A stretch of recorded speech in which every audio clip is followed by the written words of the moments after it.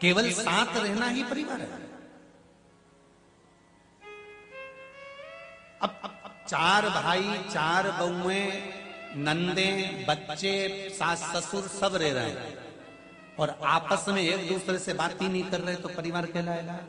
अरे बोलते जाओ जरा, नहीं कहलाएगा। बस कहने का परिवार। हम सब पूरा परिवार एक साथ रहता, हमारा पूरा परिवार एक साथ है। जब पूरा परिवार एक साथ है तो एक के चेहरे पर अगर हंसी नहीं है, एक के चेहरे पर अगर मुस्कुराहट नहीं है, तो फिर जो परिवार में लोग रहते हैं उनको पूछना चाहिए ना कि इसको हुआ क्या है, तकलीफ क्या है, क्या हुआ। पर किसी को किसी से मतलब नहीं। रोटी खाई, अपने अपने कमरे में चले गए, सवेरे उठे, दुकान पे चले गए, नौकरी पे चले गए, सर्विस पे चले गए, शाम को आए, अपने बच्चों के साथ थोड़ी देर घूम फिर आए, फिर आ गए। पर परिवार का मतलब ये नहीं होता कि आप खुद अपनी अलमस्ती में रहो। परिवार का मतलब रहता है कि 4 लोग अगर रह रहे हैं तो किसी के चेहरे पर रौनक खत्म नहीं होना चाहिए, उसके चेहरे पर प्रसन्नता बनी होना चाहिए। वो परिवार का मतलब है।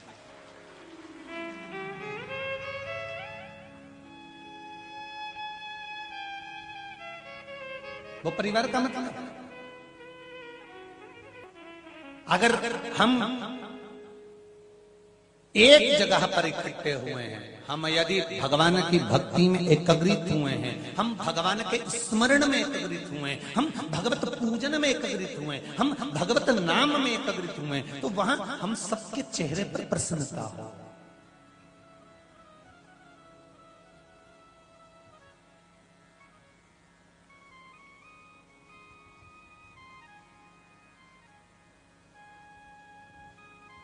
कोई दुखी है और कोई सुखी है तो उसका नाम परिवार नहीं हो सकता। परिवार का मूल तत्व है सब सुखी है।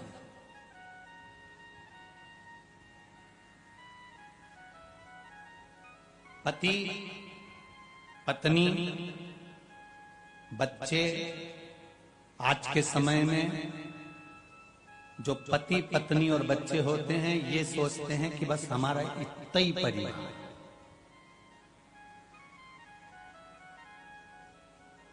आज के जमाने के बच्चों को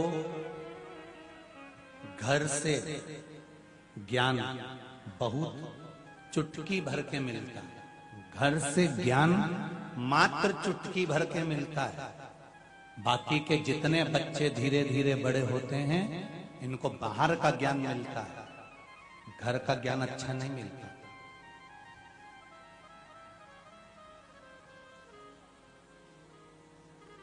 पहले की जो माताएं होती थी वो अपने बच्चों को ज्ञान प्रदान करती थी और इतना प्रबल ज्ञान देती थी कि बच्चों के चित्त और वृत्ति में वो बैठ जाता था।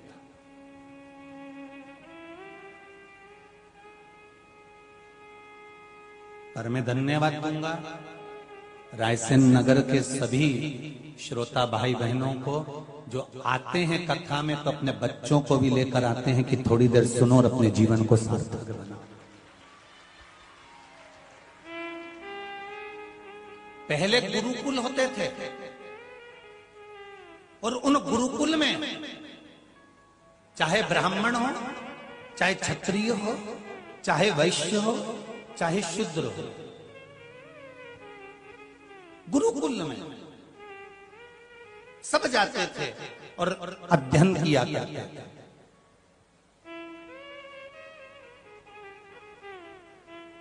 सबके मस्तक पर त्रिपुंड लगता था, सबके गले में तुलसी और रुद्राक्ष की माला हुआ करती थी और सबका भगवत भजन में मन लगा होता था। अब एक बात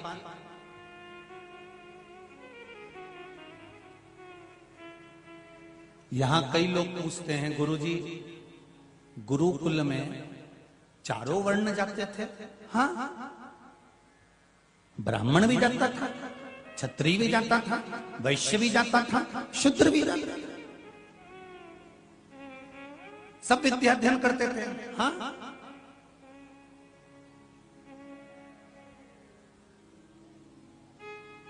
गुरुदेव, ये संवाद किसी पुराण में मिल सकता है? क्यों नहीं मिलेगा? विष्णु पुराण उठा लो, श्रीमद् भागवत उठा लो,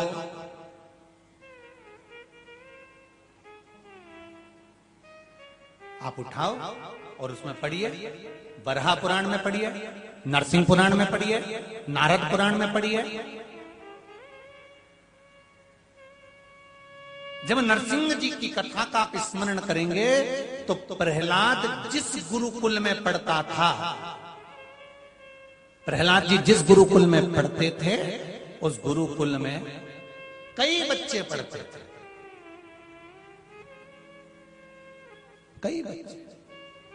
कोई किसी वर्ण का था, कोई किसी वर्ण का था, कोई किसी वर्ण का था।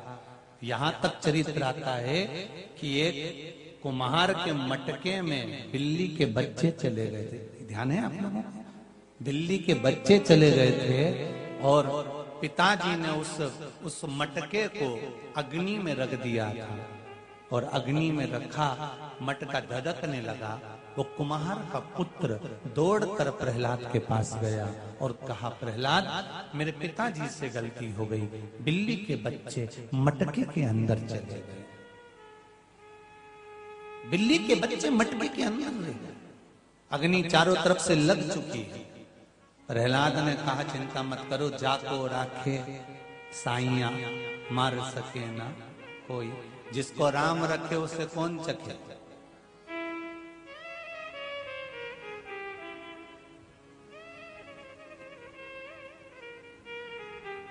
क्या चिंता करना, टेंशन मत लो, अपन हरि भजन करो। और प्रहलाद जी ने जब हरि भजन किया,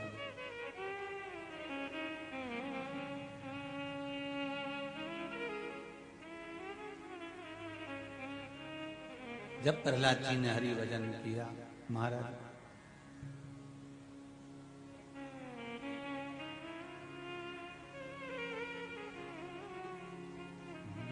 प्रहलाद जी ने श्री हरि को याद किया, भगवान को याद किया। और भगवान को जब याद किया तब उसी क्षण, उसी पल जल वृष्टि हुई और बिल्ली के बच्चे सुरक्षित निकलकर बाहर आए। अब कथा देखिए, गुरुकुल में ब्राह्मण के पुत्र भी पढ़ रहे हैं तो क्षत्रिय के पुत्र भी पढ़ रहे हैं, वैश्य के पुत्र भी पढ़ रहे हैं तो शूद्र का पुत्र भी पढ़ रहे हैं।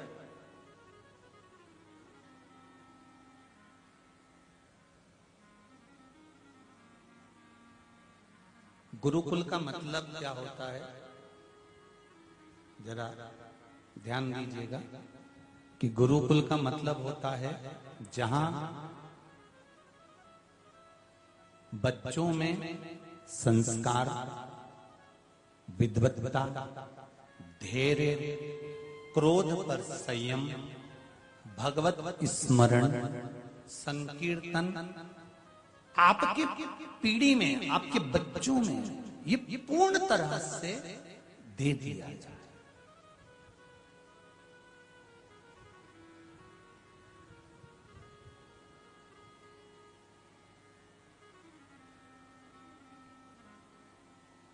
शिव महापुराण की कथा क्या है? कथा में यहां पर ब्राह्मण भी बैठे हैं तो क्षत्रिय भी बैठे हैं तो वैश्य भी बैठा है तो शूद्र भी बैठा है। शिव महापुराण का कथा का ये विशाल पंडाल,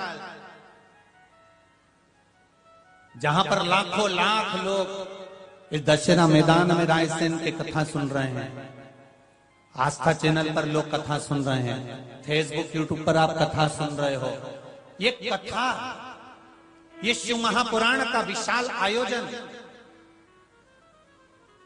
जहां आप बैठकर भगवान की भक्ति में डूबे हुए हो, ये क्या है? शिव महापुराण की कथा कहती है ये किसी गुरुकुल से कम नहीं है, क्योंकि यहाँ सभ्यता, संस्कृति, संस्कार का एक आनंद समावेश।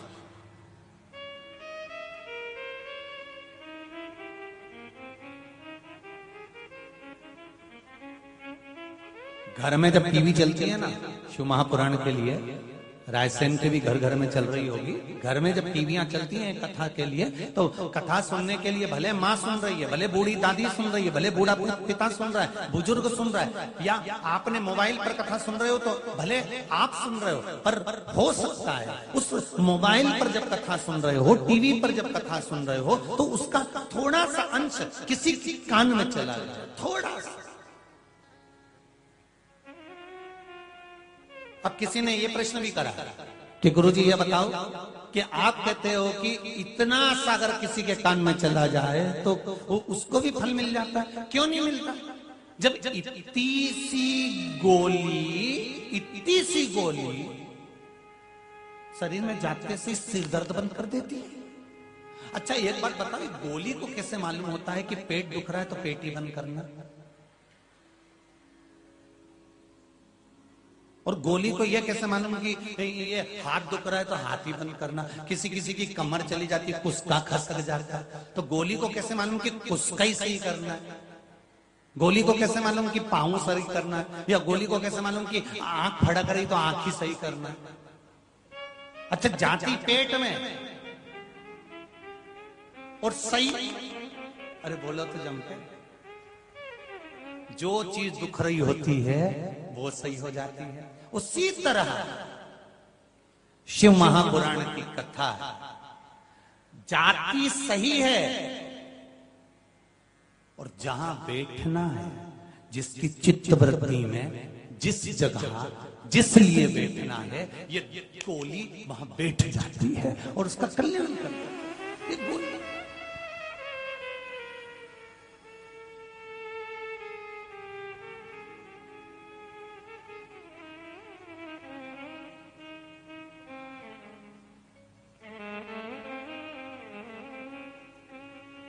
और अगर शरीर को सही रखना है, एक डोज में काम नहीं चलेगा।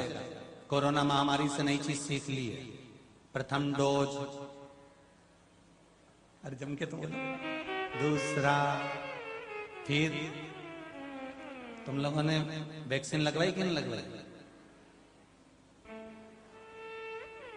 जरा हाथ तो उठा के बोलो, सही है, लगवा ली?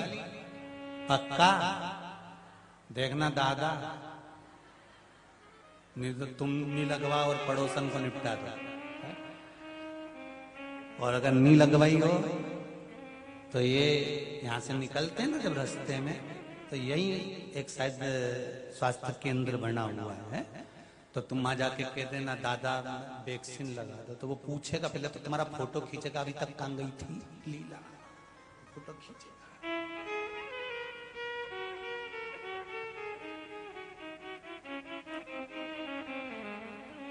प्रथम डोज, दूसरा डोज, फिर उसका नाम क्या है? हाँ, बूस्टर डोज। बस उसी तरह शिव महापुराण की कथा है। एक बार अगर दिमाग में नहीं बैठे और तुम्हारा मन शंकर की पूजन में नहीं लगे, तो पहला डोज अगर असर नहीं करे तो दूसरा। रायसेन वालों अच्छे से समझ जाना डोज, एक डोज असर नहीं करे तो दूसरा, और दूसरा डोज असर नहीं करे तो फिर तीसरा, और 3 डोज में तो कोरोना चीन पहुंच जाएगा, ये पक्का है। और 3 डोज शिव महापुराण की कथा अगर दिल से 2 बार 3 बार सुन ली तो फिर मन दूसरे काम में नहीं लगेगा, फिर मन लगेगा तो शिव की भक्ति में ही लगेगा। फिर दूसरा नहीं कि खानो नहीं भावे मन पीनो नहीं भावे रे, दौड़ दौड़ मन सत्संग ओ में तो शिव की पुजारन ऐसी हो गई रे, सपनों में आवे महारा सांवरिया। पहले कथा में हम थोड़ी थोड़ी देर में हर हर महादेव खिलवाते थे, थोड़ी थोड़ी देर में हम बोलते थे हर हर महादेव, तो जितने लोग वो मोबाइल पे कथा सुनते हैं ना, वो लोग ने पत्र लिखकर भेजा कि गुरुजी आपसे निवेदन है कि आप बोलते हो कि जो हाथ उठा के हर हर महादेव नहीं बोले उसको उठा लीजिए भगवान। जब आप ऐसा बोलते हो ना तो हम गाड़ी चलाते रहते हैं, फिर हमको गाड़ी रोकना पड़ती है और दोनों हाथ उठा करके बोलना पड़ता है हर हर महादेव। तो तुम्हारे ये हर हर महादेव से हम बड़े परेशान हैं। फिर जब से बंद कर दिया कि तुम गाड़ी छोड़ के हर हर महादेव मत बोलो, तुम तो पूरी पूरी कथा सुनो। इसलिए कथा शुरू होती है तब हर हर महादेव बोलते हैं और एंड होती विराम होता है तब बोलते हैं, जिससे तुम्हें गाड़ी चलाने में दिक्कत नहीं है, क्योंकि तुम्हारे हेडफोन लगा रहता है और तुम गाड़ी पे सुनते रहते हो शिव महापुराण की कथा चलते चलते सुनते हो। और जैसे ही हमने बोला दीन बंधु दयालु दया कीजिए, जो दोनों हाथ उठा के हर हर महादेव नहीं बोले उसको उठा लीजिए, तो तुम्हें गाड़ी खड़ी करना पड़ता है कि भगवान उठा लिया तो अपन तो भैया गाड़ी खड़ी करो और दोनों हाथ से। तो शिव आराधना एक बार में काम नहीं चले, दूसरी बार सुनो, दूसरी बार में काम नहीं चले, तीसरी बार सुनो। पर शंकर की कथा प्रतिदिन अगर मौका मिल जाए तो रात्रि को नींद नहीं आए तो आधे घंटे चालू कर ऑनलाइन फिर श्रवण कर लीजिए, जीवन में उतार लीजिए। शिव तत्व हमारे भीतर होना चाहिए, शंकर तत्व हमारे भीतर होगा। पृथ्वी आकाश अग्नि वायु ये सारे तत्व जब हमारे भीतर समाहित हैं तो हम शिव से क्यों दूर हो जाए।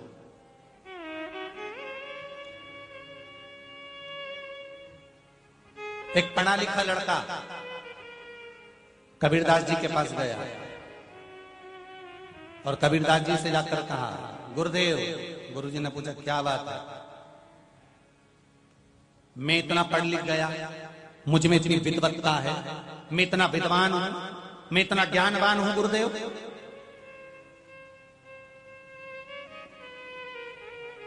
फिर मेरी मम्मी, मेरी माताजी, मेरे पिताजी सत्संग में जाने का क्यों बोलते हैं, प्रवचन में जाने का क्यों बोलते हैं, कथा में जाने का क्यों बोलते हैं?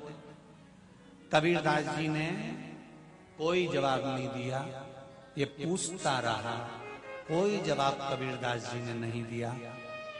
कबीरदास जी थोड़ी देर बाद एक हथौड़ा उठाए, एक खूंटा लगा हुआ था, कबीरदास जी ने वो हथौड़ा उठा के खूंटे पे दे मारा। इसने फिर कहा, कोई जवाब नहीं दिया, उठ के चले गए। दूसरे दिन फिर आ गया, उसको लगा संत हैं, साधना में लगे होंगे, मौन व्रत होगा, इसलिए नहीं बोले होंगे। ये फिर आ गया सुबह से, गुरुदेव। कबीरदास जी चुप बैठे, मैं इतना पढ़ा लिखा, मैं इतना विद्वान, मैं इतना ज्ञानवान, मुझे में इतनी विद्वत्ता है, फिर सत्संग प्रवचन और कथा की क्या जरूरत है? कबीरदास जी ने फिर हथौड़ा उठाया, फिर खूंटे पे दे मारा। इसने सोचा गुरुजी कुछ बोलना नहीं चाहते, मौन व्रत है, वो वापिस चले गए। तीसरे दिन फिर अच्छा आया भी किसके पास है? कबीरदास जी के पास। और कबीरदास कोई साधारण संत नहीं है महाराज,